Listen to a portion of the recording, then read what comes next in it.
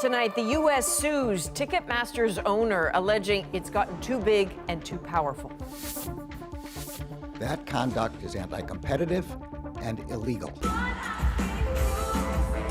Live Nation accused of soaring ticket prices, exclusive ticketing contracts, and pressuring artists. Is it time to break it up?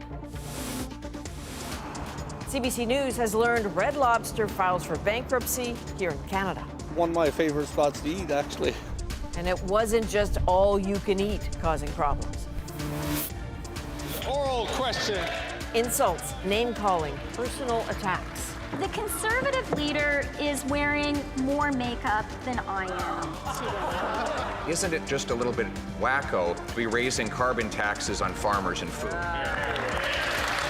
At issue, should Canadians be preparing for an ugly election? From CBC News, this is The National with Chief Correspondent Adrian Arsenault.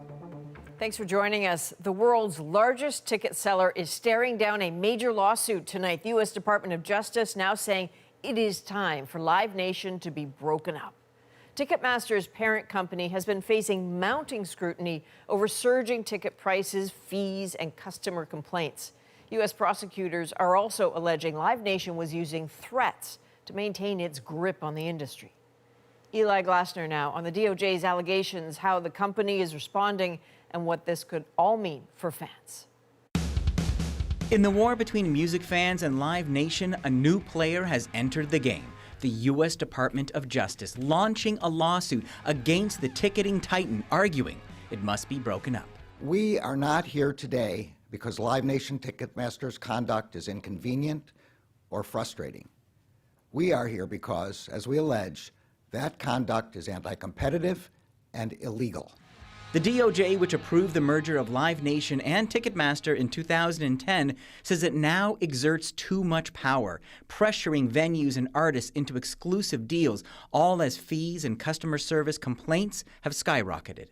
The Justice Department filed this lawsuit on behalf of fans who should be able to go to concerts without a monopoly standing in their way. In a response provided to CBC News, Live Nation denied those allegations, saying the lawsuit won't reduce ticket prices or service fees, adding artists set prices for their tickets, while venues set and keep the majority of ticket fees. It was for my daughter's birthday. But concert goers don't buy it. This Vancouver mom had dozens of friends registering to get Taylor Swift tickets for her daughters. It was kind of a nightmare.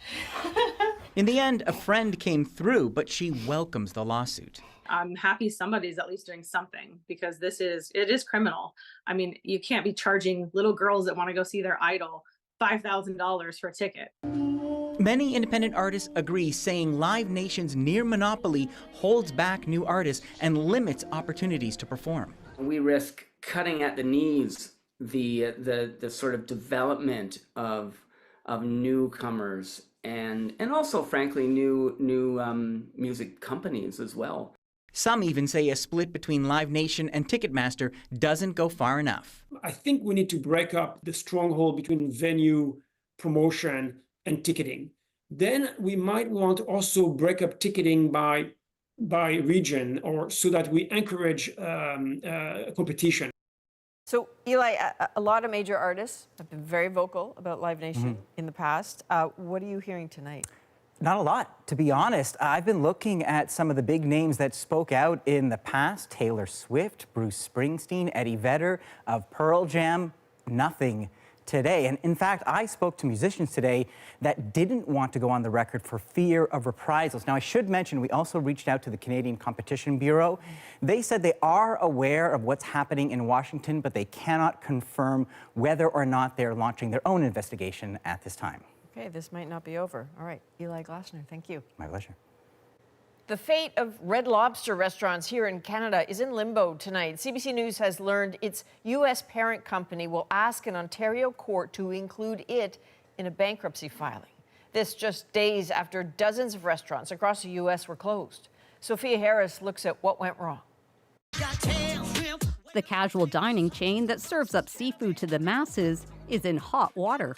Red Lobster has filed for bankruptcy protection in the U.S. and is in the process of doing the same in Canada, CBC News has learned. Already, the chain has shut down close to 100 U.S. locations, putting hundreds out of work. Kind of a nightmare because it's just like being separated from something you've been part of your life for all your 40 years. There are 27 Red Lobsters in Canada, which employ around 2,000 workers. Their fate is not yet known as the chain grapples with hundreds of millions of dollars of debt. They filed for Chapter 11 bankruptcy protection, which effectively gives them a lot of runway to sort of figure out whether they are going to continue to operate in Canada. Red Lobster's endless shrimp is kind of a big deal. There's speculation Red Lobster got into deep debt by offering all-you-can-eat shrimp in the U.S. But some experts say the 56-year-old chain faltered by not changing with the times.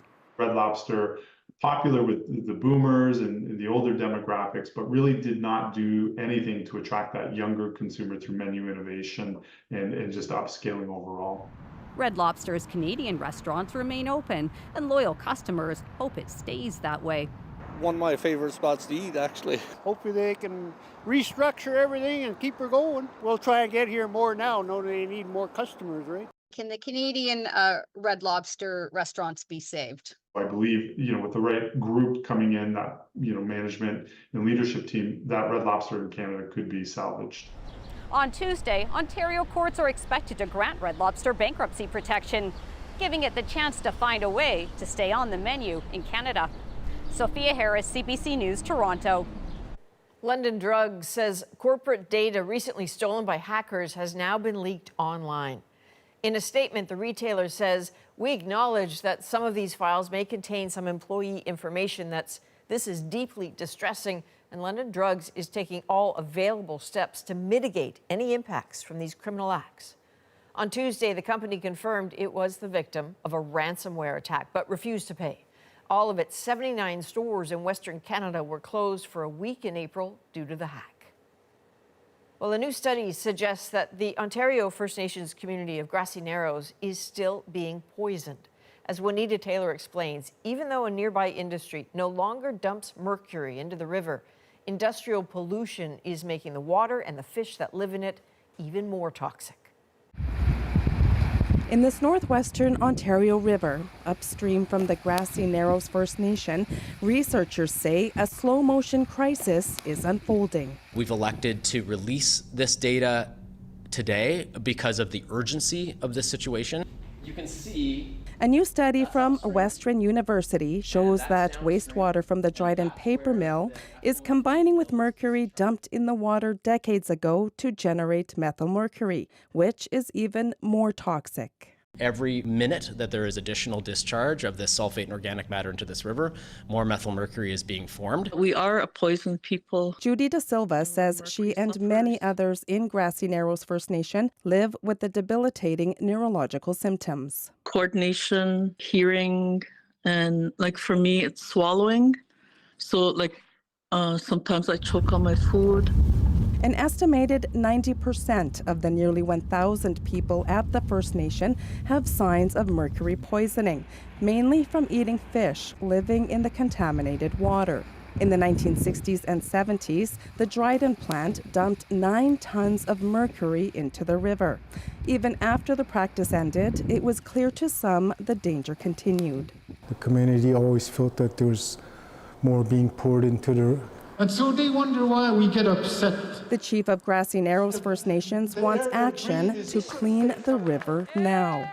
Especially with the new generation and the children that are growing up, the river should be cleaned up for them and they should be compensated because they're still taking mercury into their system. The mill's owner, Dryden Fibre Canada, said in an email that it only recently acquired the mill from another company, Domtar, and that it will review the report before commenting. The Ontario government says it's reviewing the new study with plans to meet with the researcher and Indigenous communities next week. The federal government has committed $77 million to build a mercury care center on the First Nation, with construction set to begin this summer. Juanita Taylor, CBC News, Yellowknife. Several severe storms ripped through Texas, including at least one tornado. Gosh, poor Temple. So the city of Temple was hit with that twister. Multiple homes and businesses were destroyed. The force of the wind so powerful, clearly roofs were ripped off of structures. While there weren't any reports of serious injury, the city has declared an emergency and opened a shelter for those who've lost their homes. Well, new predictions from weather scientists warn that the upcoming hurricane season could be a bad one.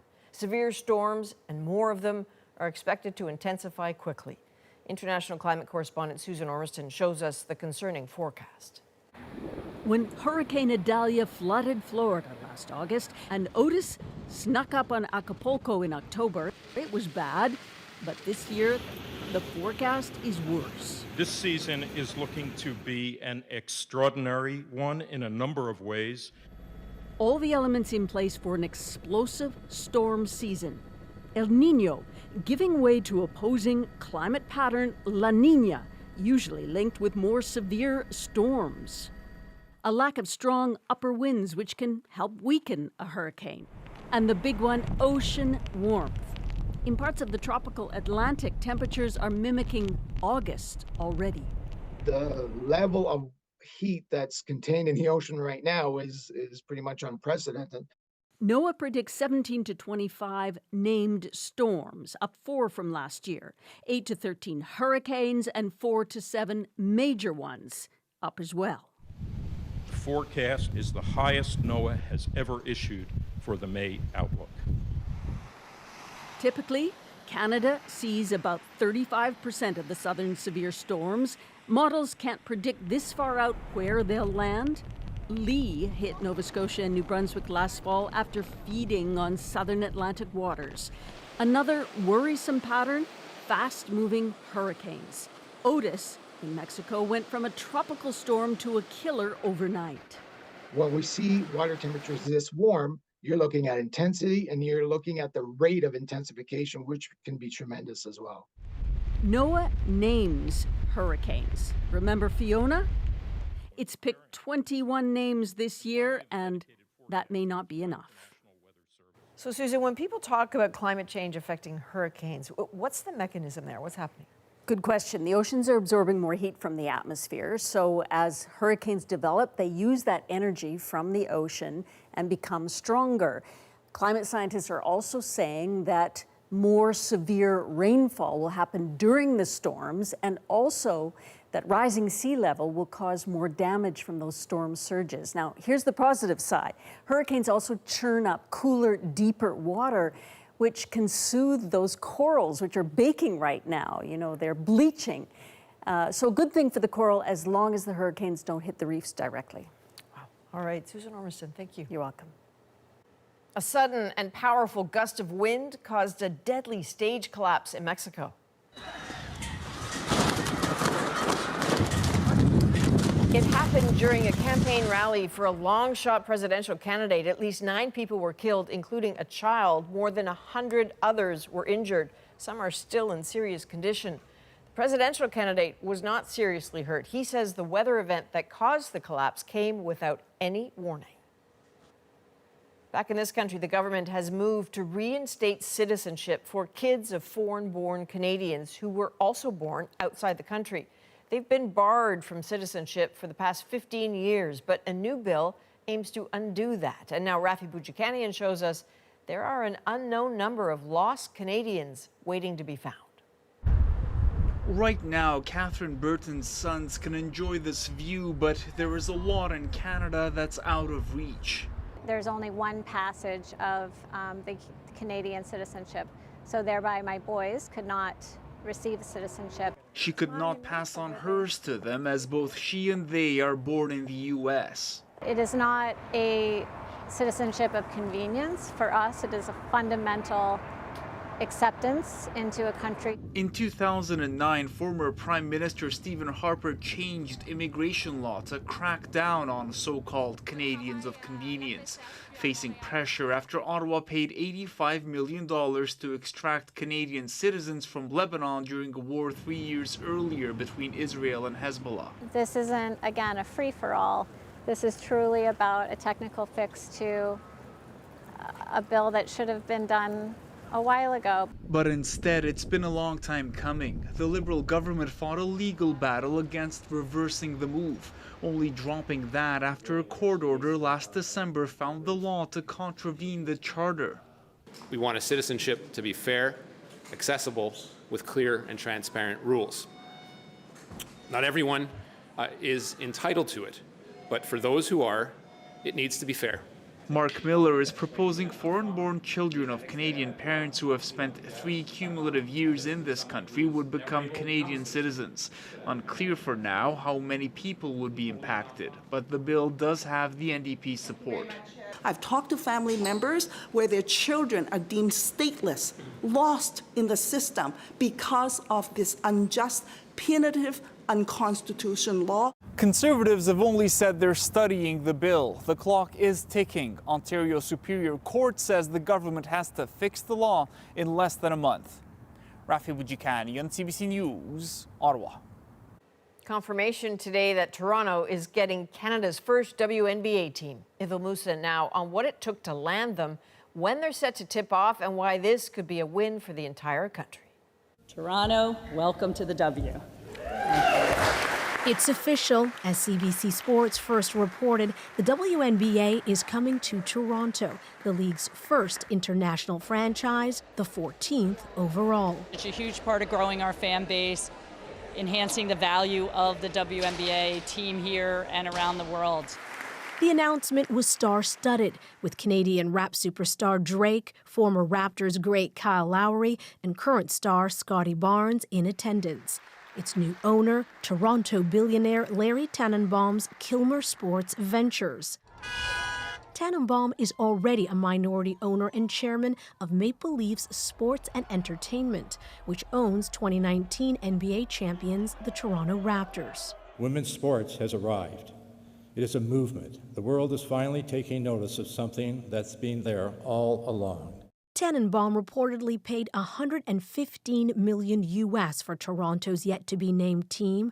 Compare that to the billions needed to lure an NBA expansion team to a city. If you build it, they will come. And you hear that all the time, but you've seen it. You've seen it with the numbers. You've seen it with the viewership. You've seen it with the W over the last few years. So investing in women's basketball is a smart thing to do. But for some of these younger players in Toronto, it's the inspiration that's invaluable. I'm excited. I can't wait to watch the games. Most of the women's basketball teams are in America, and this gives us an option to have one. They inspire me to keep on trying. Toronto's WNBA team will play out of the Coca-Cola Coliseum at Toronto's Exhibition Place starting in May 2026. But the team will also have the chance to play at the nearly 20,000-seat Scotiabank Arena, as well as games in Vancouver and Montreal throughout their season. Ithil Musa, CBC News, Toronto. TD Bank is facing some massive fines and demands for change to stop money laundering. The fines in the U.S. are meant to punish and to be large enough to hurt your reputation and your bottom line. What TD admits to doing wrong. It's all coming back to me. Celine Dion gives a preview of her struggles to get back to the stage. People, I miss them. And the giant surprise at the front door. Morning, buddy. Oh my God, I think it's a moose. We're back in 2.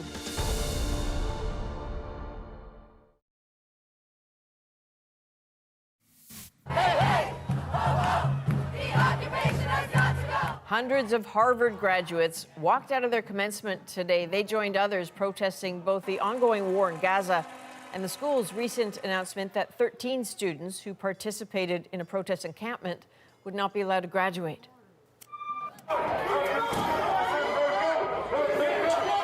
And at Oxford University in the UK, police cracked down on a pro-Palestinian demonstration, arresting 16 protesters for trespassing after they staged a sit-in at campus offices. Well, there's been a public admission today from TD Bank. The CEO confirms the company failed to stop illegal activity at its branches after a major U.S. money laundering investigation.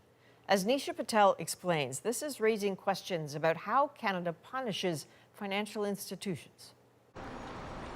A major admission from TD Bank. Criminals used its branches for illegal activity, and the bank failed to stop them. There were serious instances where the bank did not effectively monitor, detect, report, and respond to suspicious activity. This is unacceptable. The bank is one of several institutions under investigation by the U.S. Department of Justice and 3 different financial regulators. Court documents allege a former TD Bank teller accepted bribes to launder money for drug traffickers. They're going to have to look at their anti-corruption systems because obviously there was a gaping hole there if this could happen. TD says it's cooperating with U.S. officials and has terminated the employees responsible. Analysts suggest total fines could end up costing the bank $2 billion. The fines in the U.S. are meant to punish and to be large enough to hurt your reputation and your bottom line. TD's troubles have also shone a spotlight on money laundering in Canada, estimated at more than $100 billion every year. Experts say regulations here are less robust. How we've designed our institutions is simply not a match for the type of professionalism and the amounts of money that are flowing in and through Canada. In a separate case, TD was fined $9 million by Canada's financial crime watchdog for failing to report suspicious transactions. RBC and CIBC also paid penalties for lax oversight. When we limit enforcement to fines alone, it's really easy for a person or a business that puts profits first to just compare the size of the fine to the potential profits and pick whichever one's bigger. The federal government has pledged to establish a new financial crimes agency, but it's not clear yet when that will happen. Nisha Patel, CBC News, Toronto. The Edmonton Oilers advance in the playoffs and the city is abuzz. It's really a show more than just a hockey game. How businesses are gearing up for the excitement. And Rosie's here with that issue. Hey, Rosie. Hey, Adrian. Tonight we're going to talk about the federal parties launching very personal attacks inside the House. The Conservative leader is wearing more makeup than I am today. Is this a preview of what the next election might have in store? Chantal, Althea, and Andrew join me on that and more.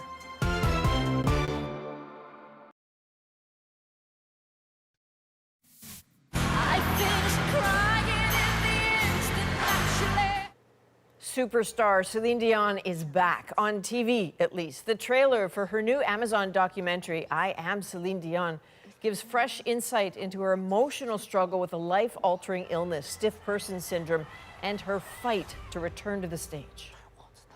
I'm working hard every day, but I have to admit, it's been a struggle. I miss it so much. The people, I miss them. If I can't run, I'll walk. If I can't walk, I'll crawl. It also shows intimate moments with her kids. The highly anticipated documentary will be released in June. Well, Edmonton Oilers fans are buzzing tonight as the Western Conference Finals get underway. The Oilers are Canada's last hope for Stanley Cup glory after 31 long years. And as Julia Wong shows us, fans are all in. When the Oilers made it into the Western Conference Final, this Edmonton pub exploded with excitement. Now it's all hands on deck. Anticipating big crowds, even for away games, extra staff and security have been hired, and staff are working to make game days special. We have a DJ playing during the game, so every time a commercial starts, energetic music pops up. It's really a show more than just a hockey game. Yeah, there's probably over 350 pins on there. Those who made the trek to Dallas are showing their Oilers pride, like this superfan who normally looks more like this. Get the people going, bring up the atmosphere, right? Like, brings a lot of positivity to it too, right? So put some smiles on people's faces. For this Alberta-born Oilers fan now living in Dallas, he takes hometown loyalty seriously. I took the day off today because I knew the Oilers had won the series and I needed to prepare for the game to get in the right mindset. I needed some time to just sort of relax and get my favorite spot on the couch ready. Back in Edmonton, some fans don't want to jinx a good thing. This local burger shop once offered a game day burger served on a blue and orange bun, but the Oilers lost. So that colorful bun had to go. We're really superstitious, so I thought that was it, one and done. We're taking that off the menu. So, I mean, if they would have won, we could have carried on the tradition, but it didn't work out so well. So 100% there's a possibility. Like, the Oilers have a good chance. The Dallas Stars may be favored, but the Oilers have their own star power. Having stars like Connor McDavid and Leon Draisaitl and Evan Bouchard, it's almost like Glenn Anderson and Wayne Gretzky and Mark Messier. Like, you cannot count this Oilers team out. The teams play next on Saturday, then the Oilers come back here to Edmonton, hoping to capitalize on that home ice advantage. Julia Wong, CBC News, Edmonton. Now let's break down the week in politics. Rosie's here with that issue. At issue this week, bad language. Decorum inside the House of Commons seems to be deteriorating. The Conservative leader is wearing more makeup than I am today. This week, the Deputy Prime Minister had to apologize for that comment, and the Leader of the Opposition can't seem to give up this criticism. With so many empty stomachs, isn't it just a little bit wacko to be raising carbon taxes on farmers and food? An election is still months away. Is this a preview of what's to come? I'm Rosemary Barton. Let's bring in At Issue to break it all down tonight. Chantal Hébert, Andrew Coyne, and Althea Raj. Good to see you all. I should tell Canadians who aren't privy to the bubble of Ottawa that we've now entered what we call silly season here, where for the next 5 weeks, MPs do not get to go back to their ridings for a week, and things generally kind of get a little kooky. But this is the first week of that. So I'm not sure where we're going to end up by the end of June. Althea, in a more serious note, what do you make of sort of the tenor of discourse and debate, given Chrystia Freeland's comments and Pierre Poilievre too? Two things. One, I think the Liberals have decided to fight fire with fire, which I'm not sure is actually a good look for them. It's a long ways away from hope and hard work. But you see that, especially from the front bench, so Ms. Freeland, the Prime Minister, who are going out of their way to attack the Conservative leader, sometimes in personalized terms. The other thing that I think they're trying to do, and you've seen that this week, is tie Mr. Poilievre with a strategy that worked for them in 2019 and 2021, which is to paint the Conservative leader as a phony.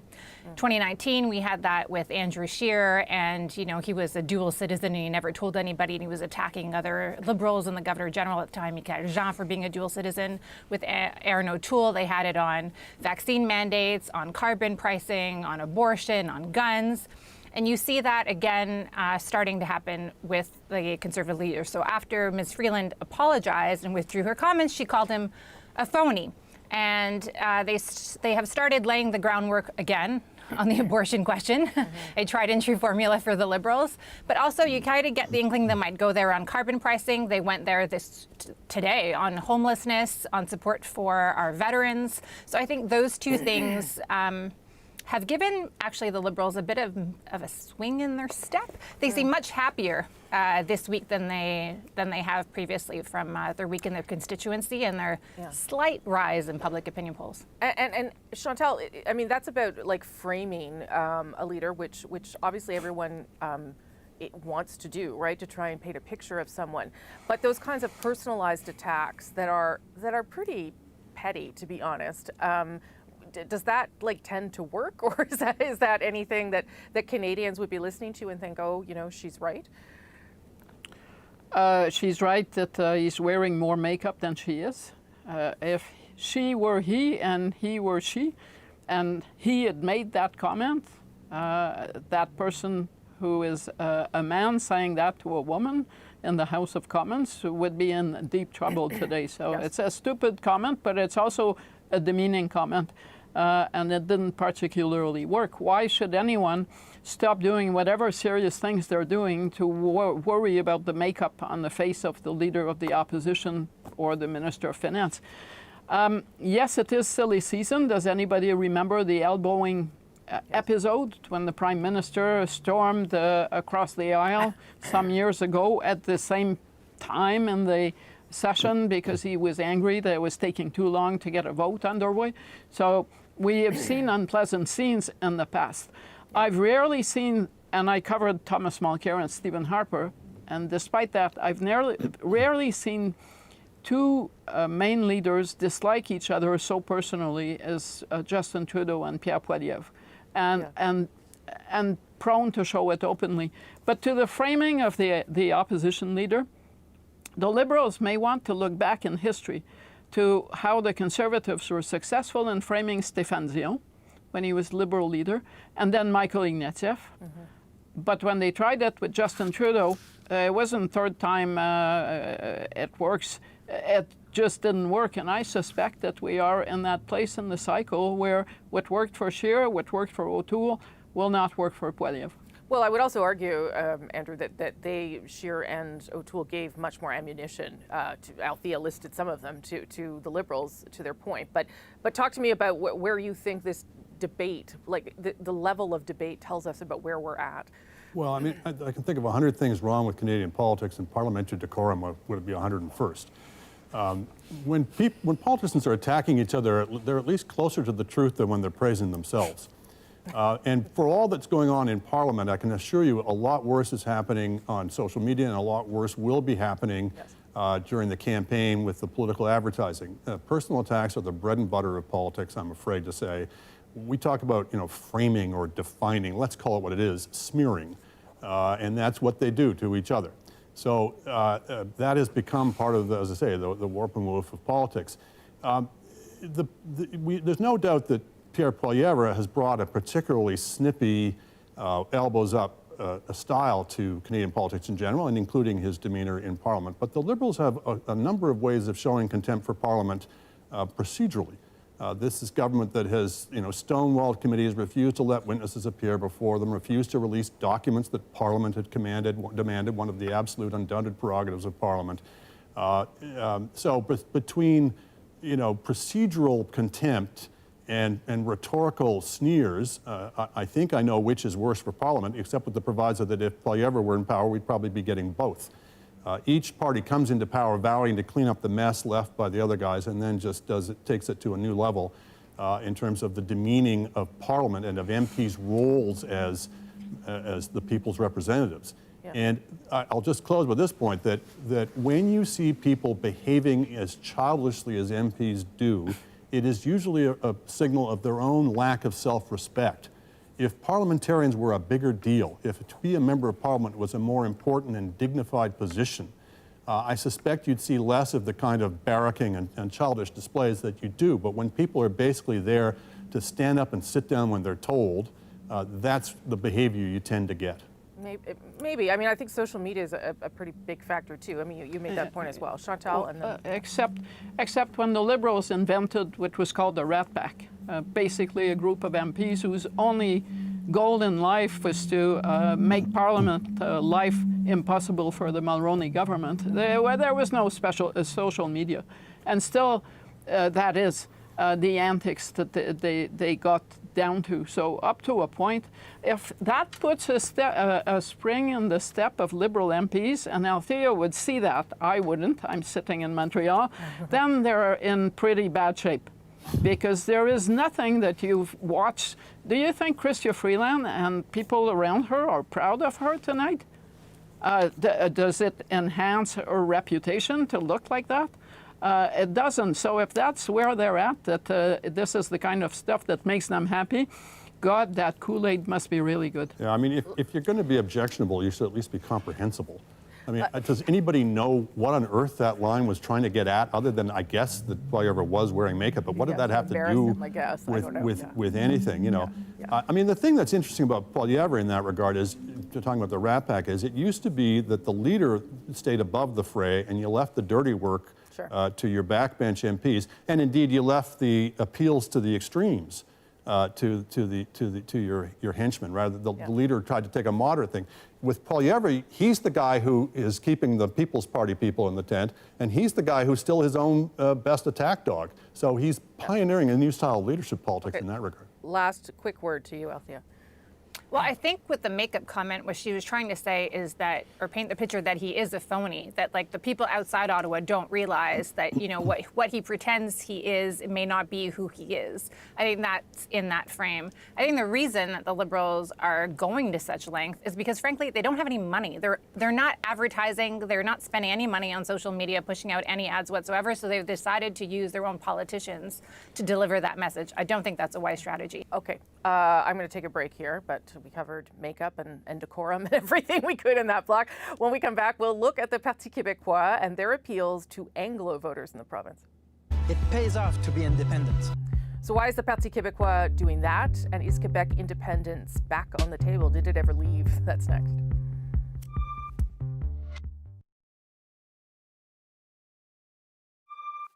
At issue, Quebec separatism. The Parti Québécois has been gaining momentum in Quebec, and with it, the return of talk of independence for the province, plus this direct appeal to Anglophone voters. That's what independence is all about. Reclaiming the money that belongs to us and spending it where it really matters. It pays off to be independent. So is the resurgence of the PQ real, and what could this mean for the rest of Canada? Let's bring everybody back. Chantal, Andrew, and Althea. Chantal, start us off here. I mean, one of the reasons I wanted to talk about this is not only because they're appealing to Anglo-Quebecers, but also because I'm not sure Canadians understand or know that the PQ has really has the momentum and is leading in the polls in Quebec. And they probably don't know that we are 2 years at least away from an election. Sure. So it's... The PQ is leading in the polls. The support for sovereignty is flat. There has not been an in tandem, so the PQ rise in the polls is driven by a vacuum on the other side of the aisle, not by a sudden rise in sovereigntist fervor. If there was a referendum tomorrow, the yes to independence would be defeated soundly. The current PQ leader thinks he can get himself elected to a majority government by committing to holding a referendum within the first 4 years of a PQ government. This is something that previous PQ governments could not get, except at the time of the Meech Lake Accord and Jacques Parizeau. But two things. The more Paul Saint-Pierre Plamondon, that's his name, talks about sovereignty, the more you see some regions starting to think again about the PQ. The Quebec City area, for instance, is now edging away from the Parti Québécois. The other thing to know about Quebec is the Quebec Liberals at this point do not have a leader. But recent polls have suggested very mildly that the return of this issue might actually be the kiss of life for the Quebec Liberals. Interesting. Andrew, what are you thinking when you see all that and we hear Chantal? Well, I agree with everything that Chantal said, that a lot can happen in the next 2 years that could confound the PQ's ambitions. I think that particular point about the Liberals, this being the kiss of life for the Liberals, and therefore returning to the polarization around that issue that has served both the PQ and the Liberals well over the years, is well taken. But let's not kid ourselves. If the PQ gets in spite of rather than because of their stance on the referendum, they will no doubt seize the opportunity. And certainly the opportunity to try to provoke confrontations, particularly over immigration. So we need to be thinking about that. I will note that this return to the fray follows several years in which the CAQ government has been launching one constitutional provocation after another and has had no serious response from any political leader in Ottawa. And I don't think that's coincidental, that we have to, I guess, keep relearning this lesson, that when Quebec nationalists push and nobody pushes back in Ottawa, when the leadership acts as if they don't believe the country has any moral foundation, they don't believe we have a right to exist or to exist as a coherent federation, then Quebecers are entitled to draw the appropriate conclusion of, if they don't care about it, why should we? So this attempt to sort of buy peace by just staying very, very quiet, I think we ought to have learned doesn't work. And we'll learn that lesson in spades as the PQ gets back in. Yeah, I mean, I guess it's about not sticking putting a stick in through the cage, right? I mean, that's what some federal leaders believe works in this case, but I take your point. Althea. Yeah, it's about not inflaming. Sure. It's not just feelings that are held by sovereigntists in Quebec, but by the general population. So if you inflame on Bill 21, as the Liberals have learned, if you inflame on Bill 96, which is the language bill, you're worried about your seat count come the next election. And if you're the Liberal Party, you know, a significant chunk of your seats come from Quebec, so that's not a risk that you're willing to take. And you may also philosophically think that it's not worth creating a fight, giving the sovereigntist a front on which to attack you and attack the Federation. I think it's really interesting that the PQ is advertising in English. I think, frankly, it's positive because at least it makes anglophones feel like they're in Quebec, that they're part of a Quebec project and not, on the sidelines and not included in the idea of what a Quebec nation or a country would look like. His argument about the financial incentive to separate, to me, make absolutely no sense. It's not even factually accurate, so I don't know why he is choosing that front. I think one legit criticism and concern shared by many Quebecers is the immigration question, is the idea that not just immigration in Quebec, and this is like, not having control over the borders with the asylum seekers coming in at Roxham Road, et cetera, but also immigration in the rest of Canada means that the weight of Francophone Quebecers has significantly dropped, or just even of Quebecers has dropped. There used to be, I think it's 27.5% of Francophones in the country in 1975, and now we're down at 22% or something of the sort. So continuously, every time we have a redistricting of the seats in the House of Commons, basically Quebec gets an additional seat grandfathered in because their population doesn't justify the weight that they have. And there are concerns that, the more immigrants there are in the province and outside the province, the less important Quebec becomes and the less important French becomes. So I think that is a legit criticism, and that is a criticism that federal leaders, come the next election, will absolutely have to deal with. And if the PQ is leading in the polls, I think one question will be who can be Captain Canada. And I think the leaders will be judged on that front. Chantal. I can see things that the Conservative Party and government under its current leader could do to make more Quebecers interested in the sovereignty issue.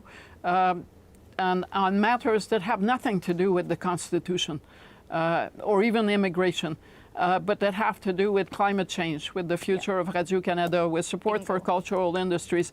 These are all issues upon which the consensus does cross the line between sovereigntists and the average Quebecers. And the moment where you say, whatever is going on in Parliament, whatever those policies are, we are not we're not going there. And that is probably the place, climate change. I know it doesn't sound sexy, like talking about Bill 21 and Bill 96, but what's missing from the sovereigntist support is the younger generation of Quebecers. Very quick last word, Andrew. Just on the immigration thing. Let's supposing we get 100 million people by the end of the 20th century, which is the 21st century, which is the great fear that's been raised about this. And let's supposing that Quebec's share of that falls to 18%. And let's supposing 2/3 of those are French speakers. So it's maybe the worst case scenario you can imagine. That still means you got 12 million French speakers in Quebec versus 8 million today. So this notion that Quebec's about to be drowned by this deluge of immigrants, or it's going to lose all its clout in the Federation. It had 29% of the population after World War II. It was much less important in the Federation, much less powerful than it is today with 22%. It's not a simple function of your share of the population. Okay, I got to leave it there. Thank you all for both those very good conversations. Appreciate it. With that, I'll send things back to Adrienne. She's in Toronto.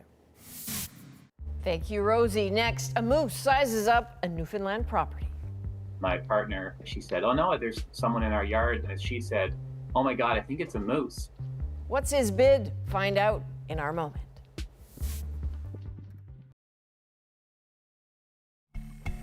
Family in Newfoundland woke up to a pretty unusual guest right at their front door. A moose checking out their house, all, of course, caught on camera. It seems even wildlife wants in on the real estate market. The prospective buyer makes our moment. Morning, buddy. Usually you're used to seeing Amazon delivery. You're not expecting to see a moose. My partner, Steph, was just about to go get our youngest daughter out of bed. And she said, "Oh no, there's someone in our yard on the Ring doorbell." And she said, "Oh my God, I think it's a moose." I caught a glance out the back window, and it absolutely was the moose. No fear, no nothing, loped along, walked along, came up across the lawn, and then headed up the street. We had an electric car plugged in outside. It could have been a little bit awkward to call our insurance company to say, we got to report a claim because a moose had taken out our charging port or hauled it out of our wall. The next thing I was thinking was that my deck needs to be stained. And now this video's, you know, my father-in-law or my dad are going to give me a call and say, hey, buddy, like, do you think you should get something done about that deck? And probably the moose was thinking the same thing. So, you know, we have a little sign at the National that says, it's been blank days since there was a moose in the moment. It's clearly now cleared to zero. And it's not that we're actively looking for the moose moments, but Canadians keep having these amazing encounters with these amazing creatures, and we kind of love it. From all of us here at the National, thank you for being with us. You can watch anywhere, anytime on the free CBC News app and subscribe to the National's YouTube channel. I'm Adrienne Arsenault. Take care.